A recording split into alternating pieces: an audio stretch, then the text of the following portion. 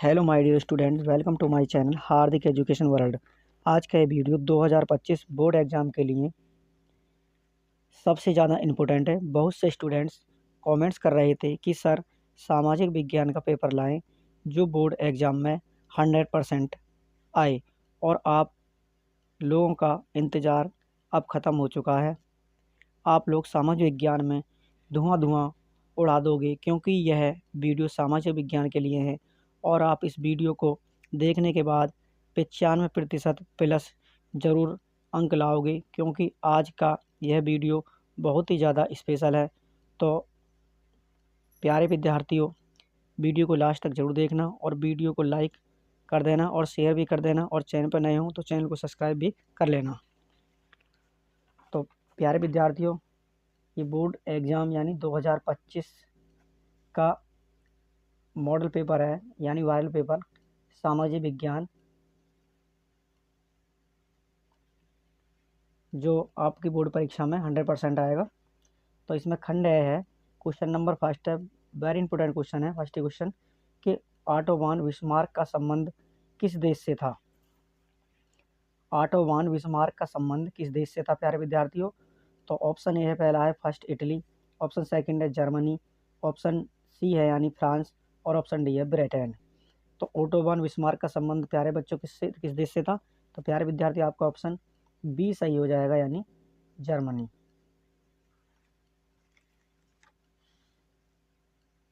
उसके बाद है क्वेश्चन नंबर सेकंड है प्यारे बच्चों कि प्रथम विश्व युद्ध का प्रारंभ कब हुआ था। प्रथम विश्व युद्ध का प्रारंभ कब हुआ था? ऑप्शन ए है 1914, ऑप्शन बी है 1919, और ऑप्शन सी है 1939, ऑप्शन डी है प्यारे विद्यार्थी 1942। तो प्रथम प्रथम विश्व युद्ध आरंभ हुआ था प्यारे विद्यार्थी, आपका ऑप्शन ए सही है, 1914 में।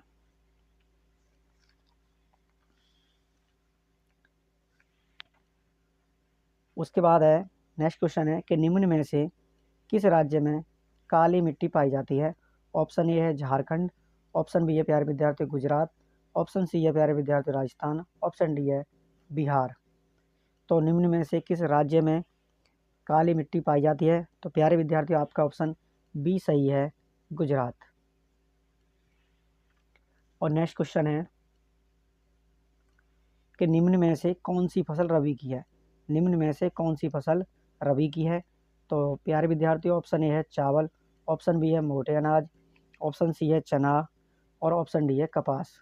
तो प्यारे विद्यार्थियों आपका ऑप्शन सी सही है, यानी चना। चना, इनमें से कौन सी फसल रबी की है? वो आपके प्यारे विद्यार्थियों चने की है। और प्यारे विद्यार्थियों क्वेश्चन नंबर 5 है, हेमेटाइट का संबंध किस खनिज से है। ऑप्शन ए है तांबा, ऑप्शन बी है सोना, ऑप्शन सी है बॉक्साइड, ऑप्शन डी है लोह अयस्क। यानी हेमेटाइट का संबंध किस खनिज से मेरे प्यारे बच्चों? ऑप्शन डी आपका सही है, यानी लोह अयस्क से। और क्वेश्चन नंबर 6 है कि सुंदरबन राष्ट्रीय पार्क किस राज्य में स्थित है। सुंदरबन राष्ट्रीय पार्क किस राज्य में स्थित है? तो ऑप्शन ए है असम, ऑप्शन बी है उड़ीसा, ऑप्शन सी है पश्चिम बंगाल, ऑप्शन डी है मध्य प्रदेश। तो सुंदरबन राष्ट्रीय पार्क किस राज्य में स्थित है? तो प्यारे विद्यार्थियों आपका ऑप्शन सी सही है, पश्चिम बंगाल। और प्यारे विद्यार्थी, ये जो क्वेश्चन है ये आपके बोर्ड एग्जाम में पहले जो 20 क्वेश्चन मिलेंगे बहुविकल्पीय ऑब्जेक्टिव टाइप, ये आपको ओमार शीट में आपको भरने हैं। चाहे तो आप ब्लैक पेन का यूज़ कर सकते हैं या ब्लू पेन का यूज़ कर सकते हैं। तो आपको पहले जो 20 मिलेंगे वो आपको ओमार शीट में भरने हैं। उसके बाद है क्वेश्चन नंबर 7 है कि निम्न में से कौन सा विकसित देश है। निम्न में से कौन सा विकसित देश है? ऑप्शन ए है ब्राज़ील, ऑप्शन बी है भारत, ऑप्शन सी है फ्रांस, और ऑप्शन डी है बांग्लादेश। तो प्यारे विद्यार्थियों आपका ऑप्शन सी सही है, फ्रांस। फ्रांस कैसा देश है? विकसित देश है। और क्वेश्चन नंबर 8 है कि एग मार्क किन वस्तुओं के लिए प्रमाणिक चिन्ह है।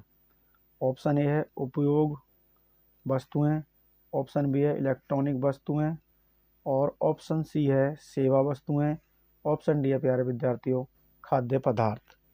तो प्यारे बच्चों आपका ऑप्शन डी सही है, खाद्य पदार्थ।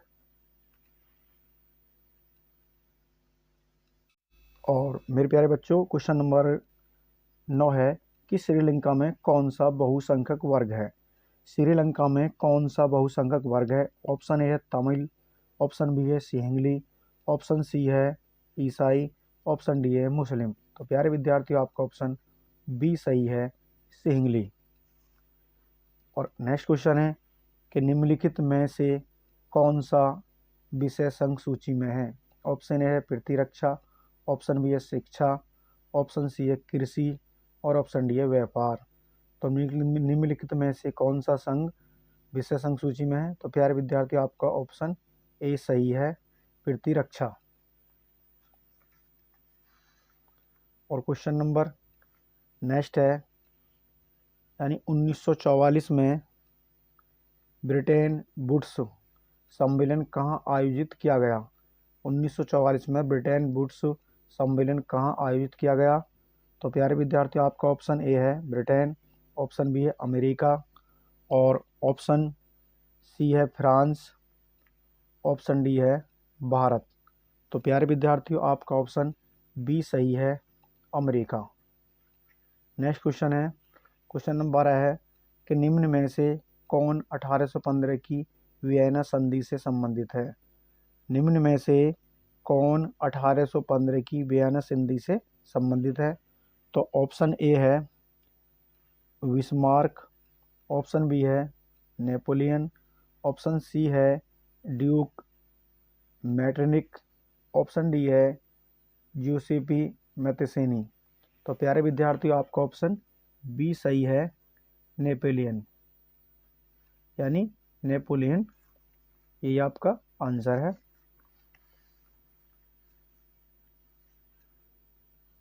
और प्यारे विद्यार्थियों आपका क्वेश्चन 13 है कि राष्ट्रवाद का उदय सर्वप्रथम किस देश से हुआ। राष्ट्रवाद का उदय सर्वप्रथम किस देश से हुआ। तो प्यारे विद्यार्थियों आपका ऑप्शन है फ्रांस, ऑप्शन बी है ब्रिटेन और ऑप्शन सी है जर्मनी और ऑप्शन डी है इटली। तो प्यारे विद्यार्थियों आपका ऑप्शन ए सही है, फ्रांस। नेक्स्ट क्वेश्चन है कि भारत में किस राज्य की शिशु मृत्यु दर निम्नतम है। भारत में किस राज्य की शिशु मृत्यु दर निम्नतम है। ऑप्शन ए है केरल, ऑप्शन बी है बिहार और ऑप्शन सी है पंजाब, ऑप्शन डी है हरियाणा। तो प्यारे विद्यार्थी आपका ऑप्शन ए सही है, केरल। और प्यारे विद्यार्थियों क्वेश्चन नंबर 15 है कि इटली का एकीकरण कब पूरा हुआ। ऑप्शन ए है 1871 ईस्वी में, ऑप्शन बी है 1873 ईस्वी में, ऑप्शन सी है 1876 ईस्वी में और ऑप्शन डी है 1889 ईस्वी में। तो प्यारे विद्यार्थियों इटली का एकीकरण कब पूरा हुआ। तो आपका राइट आंसर है ऑप्शन ए सही है, 1871 ईस्वी में। क्वेश्चन नंबर 16 है, वेरी वेरी इंपॉर्टेंट क्वेश्चन है कि जलियांवाला बाग की घटना कब हुई। जलियांवाला बाग की घटना कब हुई। ऑप्शन ए है 10 अप्रैल 1919 को और ऑप्शन बी है 25 अप्रैल 1919 को, ऑप्शन सी है 8 अप्रैल 1919 ईस्वी को, ऑप्शन डी है 13 अप्रैल 1919 ईस्वी को। तो प्यारे विद्यार्थियों आपका ऑप्शन डी सही है, 13 अप्रैल 1919 को।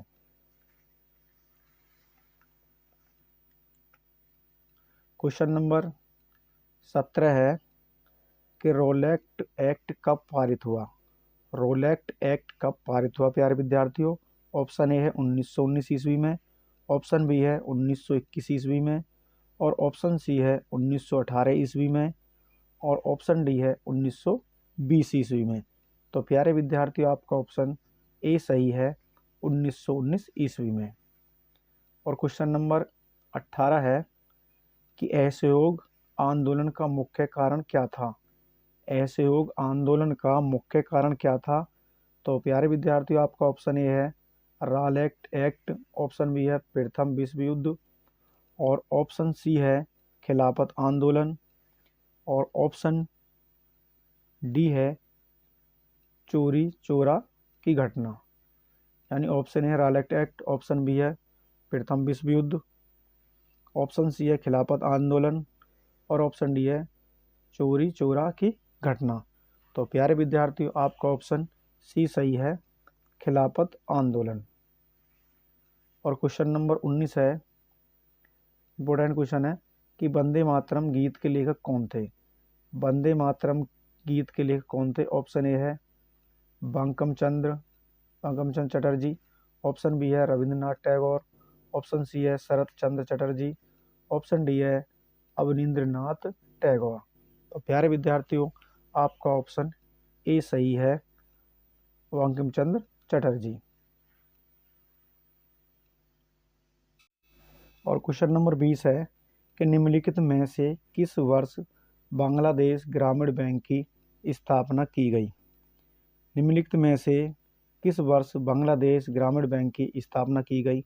ऑप्शन ए है 1960 और ऑप्शन बी है 1970, ऑप्शन सी है 1980 और ऑप्शन डी है 1950। तो प्यारे विद्यार्थियों आपका ऑप्शन बी सही है, 1970। तो प्यारे विद्यार्थियों आप इस प्रकार 20 में से 20 अंक प्राप्त कर सकते हैं अगर आप इन्हें अच्छी प्रकार से तैयार कर लें और याद कर लें। तो प्यारे विद्यार्थियों अब है खंड व है वर्णनात्मक प्रश्न है। तो इसमें फर्स्ट क्वेश्चन है कि ऑटो वॉन बिस्मार्क को जर्मनी के एकीकरण का जनक क्यों कहा जाता है? 2 कारण लिखिए। तो प्यारे विद्यार्थियों अगर मैं आपको इन्हें हल करके बताऊं या लिख कर बताऊं तो ये वीडियो काफ़ी बड़ी हो जाएगी, तो इसलिए मैं आपको बता रहा हूं कि ऑटो वॉन आप भी अच्छी प्रकार से तैयार कर लीजिएगा कि ऑटो वॉन बिस्मार्क को जर्मनी के एकीकरण का जनक क्यों कहा जाता है। 2 कारण लिखिए। ये आपके बोर्ड एग्जाम में 4 अंक का पूछा जाएगा और अच्छी प्रकार से तैयार कर लीजिए प्यारे विद्यार्थियों। अथवा इसमें अथवा है कि 18वीं शताब्दी यानी 18वीं शताब्दी के अंत में भारत से कपड़ा निर्यात में गिरावट क्यों आई? 2 कारण बताइए। यानी 18वीं शताब्दी के अंत में भारत से कपड़ा निर्यात में गिरावट क्यों आई? 2 कारण बताइए। चाहे तो आप इस क्वेश्चन कर सकते हैं, चाहे अथवा वाले इसको कर सकते हैं। ये भी प्यारे विद्यार्थी आपका 4 नंबर का क्वेश्चन है, इसे आप अच्छी प्रकार से तैयार कर लीजिए प्यारे विद्यार्थियों, इम्पोर्टेंट क्वेश्चन है। और क्वेश्चन नंबर दूसरा है कि भारत में राजनीतिक क्षमता के विकेंद्रीकरण के पीछे क्या मूल सोच थी? यानी भारत में राजनीतिक क्षमता के विकेंद्रीकरण के पीछे क्या मूल सोच थी? तो ये आपका प्यारे विद्यार्थी ये भी आपका 4 नंबर का क्वेश्चन है, तैयार कर लीजिए इसे भी अच्छी प्रकार से। चाहे अथवा में कि भारत में जाति प्रथा का राजनीतिक एवं समाज पर क्या प्रभाव पड़ रहा है? यानी भारत में जाति प्रथा का राजनीति एवं समाज पर क्या प्रभाव पड़ रहा है? ये भी आपका 4 नंबर का क्वेश्चन है। नेक्स्ट है प्रश्न नंबर 3 ही है इसमें कि भारतीय कृषि की मुख्य समस्याओं के विषय में विस्तार से लिखिए। यानी भारतीय कृषि की मुख्य समस्याओं के विषय में विस्तार से लिखिए। ये भी आपका 4 नंबर का क्वेश्चन पूछा जाएगा प्यारे विद्यार्थियों। चाहे आप अथवा में इसे ले सकते हैं कि भारतीय अर्थव्यवस्था को किन 3 क्षेत्रकों में विभाजित किया गया? प्रत्येक क्षेत्र की गतिविधि बताइए। यानी भारतीय अर्थव्यवस्था को किन 3 क्षेत्रकों में विभाजित किया गया? प्रत्येक क्षेत्र की गतिविधि बताइए। तो प्यारे विद्यार्थी ये भी आपका 4 नंबर का क्वेश्चन पूछा जाएगा, इसे भी आप अच्छी प्रकार से तैयार कर लीजिए।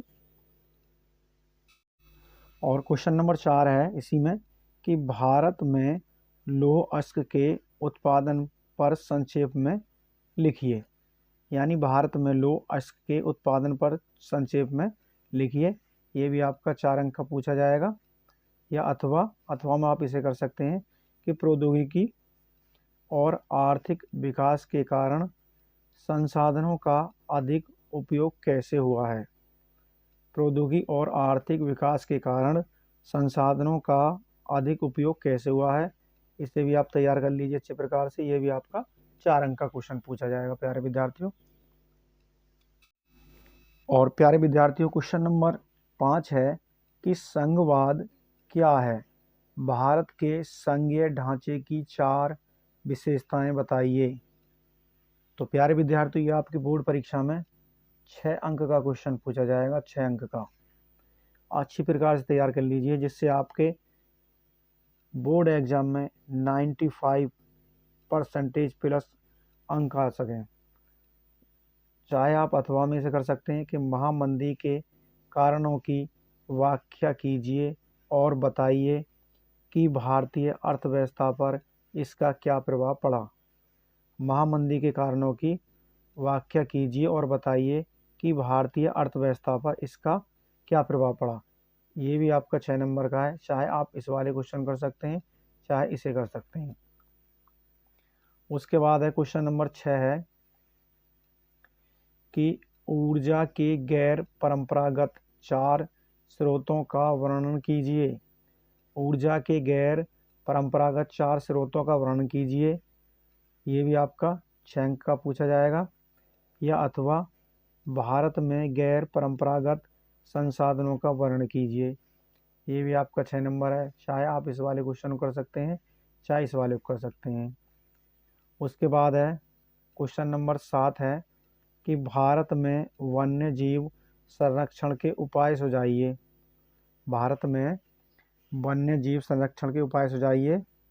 ये भी आपका 6 नंबर क्वेश्चन है। अथवा प्रथम विश्व युद्ध के विश्व पर पड़ने वाले प्रभावों का वर्णन कीजिए।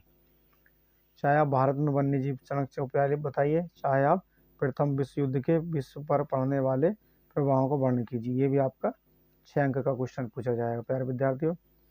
उसके बाद है क्वेश्चन नंबर 8 है। जितने भी क्वेश्चन मैं बता रहा हूँ ये वेरी वेरी इंपॉर्टेंट क्वेश्चन है प्यारे विद्यार्थियों। क्वेश्चन नंबर 8 है कि परिवहन तथा संचार के साधन किसी देश की जीवन रेखा तथा अर्थव्यवस्था क्यों कहे जाते हैं। परिवहन तथा संचार के साधन किसी देश की जीवन रेखा तथा अर्थव्यवस्था क्यों कहे जाते हैं। ये आपका 6 अंक का पूछा जाएगा प्यारे विद्यार्थियों। क्वेश्चन को अच्छी प्रकार से तैयार कर लीजिए जिससे आप बोर्ड एग्जाम में सामाजिक विषय के पेपर में धुआं उड़ा के आओ और कोई भी क्वेश्चन छोड़ कर नहीं आओ। और क्वेश्चन नंबर 8 है, 8 का अथवा वाला पोर्शन है। इसमें कह रहा कि उपभोक्ता के अधिकारों पर एक निबंध लिखिए। उपभोक्ता के अधिकारों पर एक निबंध लिखिए। ये भी आपका बोर्ड एग्जाम में 6 अंक का क्वेश्चन पूछा जाएगा प्यारे विद्यार्थियों। अच्छी प्रकार से तैयार कर लीजिए। और प्यारे विद्यार्थियों उसके बाद है कि मानचित्र संबंधी प्रश्न है। इसमें प्रश्न नंबर 9 है ये कि निम्नलिखित स्थानों को भारत के रेखा मानचित्र में चिन्ह द्वारा नाम सहित दर्शाइए। सही नाम तथा सही स्थान अंकन हेतु 1/2 1/2 अंक निर्धारित किए गए, यानी आधे नंबर और आधे नंबर निर्धारित किए गए हैं। जो आपको बोर्ड एग्जाम जो परीक्षा होगी उसमें आपको मानचित्र भी मिलेंगे, उसमें आपको ये यानी चिन्ह द्वारा बताने कौन से स्थान पर है और सही नाम तथा सही स्थान पर वो आपको बताने, जिससे आपको 1 अंक मिलेगा। तो वो है फर्स्ट है इसमें वह स्थान जहां सितंबर 1920 में कांग्रेस का अधिवेशन हुआ। तो 1 नंबर तो मिलेगा आपको स्थान पर और 1 नंबर मिलेगा मानचित्र पर अंकित करने पर कि वह स्थान किस स्थान पर है। तो इस प्रकार आपको 1 अंक मिल जाएगा। उसके बाद है वह स्थान जहां जलियांवाला बाग हत्याकांड हुआ। इस पर भी आपको यानी आधा आधा नंबर मिल जाएगा, यानी 1 नंबर मिल जाएगा प्यारे विद्यार्थियों। उसके बाद है वह स्थान जहां सूती मिल श्रमिकों का सत्यापन हुआ। ये इसमें आपको आधा नंबर तो वह स्थान के ऊपर और आधा नंबर आपको मानचित्र में अंकित करने पर कि वो स्थान किस जगह पर है। उसके बाद है चौथा है इसी में वह स्थान जहां 1929 में कांग्रेस का अधिवेशन हुआ। इसे भी तैयार कर लीजिए, ये भी आपका 1 नंबर का पूछा जाएगा। उसके बाद है वह स्थान जहां गांधी जी ने सर्वप्रथम नमक बनाया, यानी वह स्थान कहाँ पर है जहाँ पर गांधी जी ने सर्वप्रथम नमक बनाया, और आपको उसे मानचित्र में बताना है कि वो स्थान किस जगह पर है। उसके बाद है प्रश्न नंबर 10 है कि निम्नलिखित स्थानों को भारत के दिए गए रेखा मानचित्रों में चिन्ह द्वारा, निम्नलिखित स्थानों को भारत के दिए गए रेखा मानचित्रों में चिन्हों द्वारा नाम सहित दर्शाइए। सही नाम तथा सही अंक हेतु 1/2 1/2 अंक निर्धारित हैं। तो इसमें है प्यारे विद्यार्थी, फर्स्ट है कि उत्तर प्रदेश की राजधानी चिन्ह द्वारा नाम सहित बतानी है, यानी उत्तर प्रदेश की, प्यारे विद्यार्थियों, कि उत्तर प्रदेश की राजधानी कहाँ पर है और उस चिन्ह द्वारा बताना आपको। तो उत्तर प्रदेश की राजधानी बतानी है, उस पर आप आधा नंबर मिलेगा, और चिन्ह द्वारा दर्शाना है कि इस स्थान पर है। तो इस प्रकार आपका 1 नंबर पूरा हो जाएगा।